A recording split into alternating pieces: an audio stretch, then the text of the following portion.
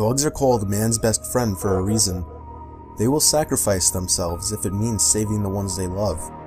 Here are 3 horrifying stories that would have turned out tragic had a dog not been around. Number 3.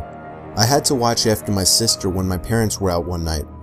I wouldn't be out anyway though. I was busy playing the current hit game that had just come out at the time.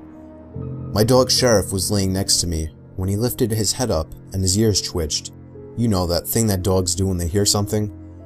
I paused the game to see if I could hear what he was listening for.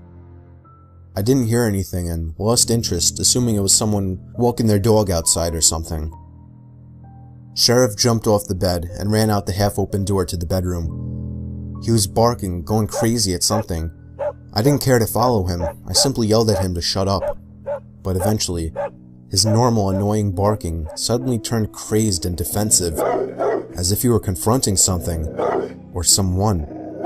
That's when I got suspicious and ran to go see what it was. I heard a Sheriff's nails scrape the basement steps as he flew down the stairs. My heart sank as I realized he must have been chasing something.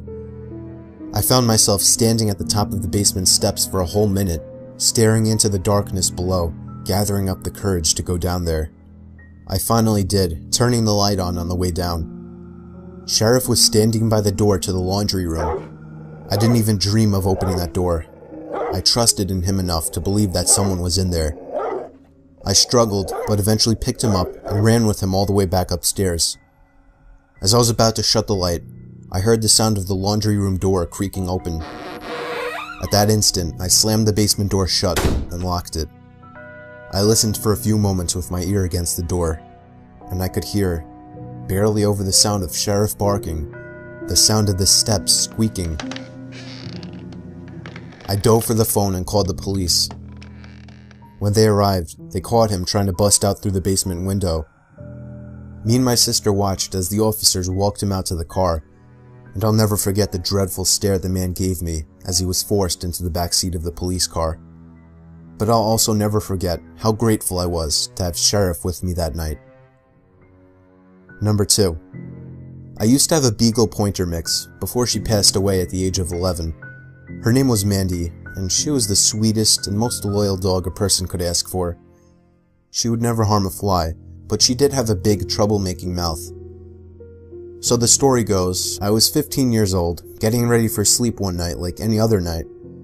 Mandy slept in my room, and when I walked into my room, finally ready to crash in bed, I was greeted to Mandy growling.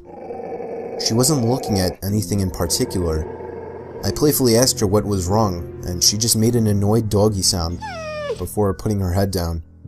I found it funny. For the good hour of me rolling around trying to fall asleep, Mandy would constantly break the silence with growling. I would peek at her, but she would still have her head down.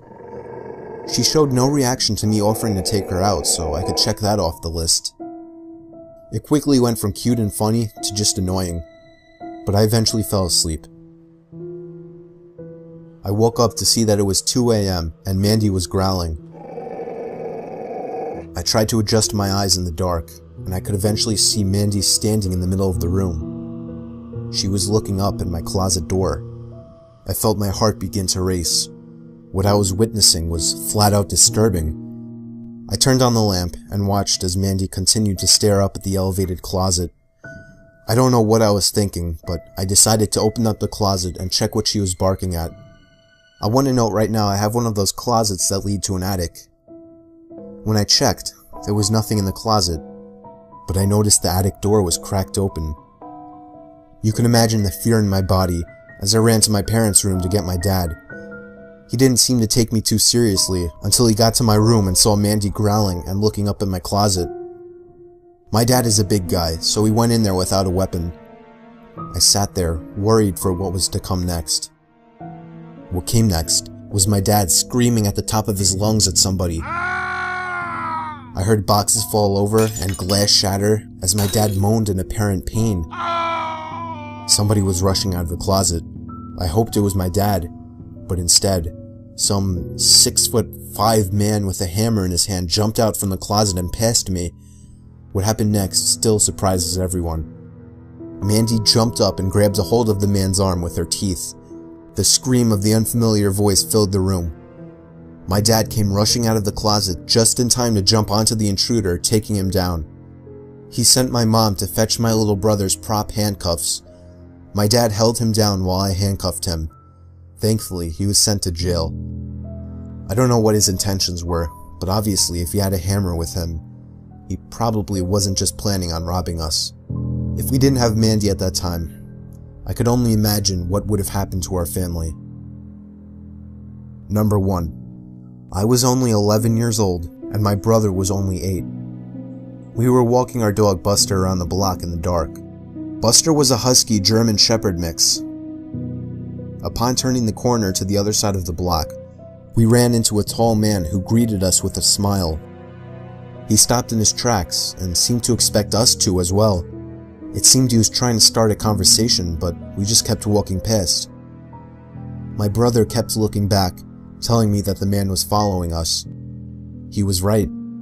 Each time I turned around, the man was the same distance from us, but he would stop looking whenever we looked. I motioned to my brother to walk faster. The faster we started to walk, it seemed the closer he got to us. We were approaching our house, but my heart stopped when I heard the muffled scream of my brother as he was grabbed and pulled away.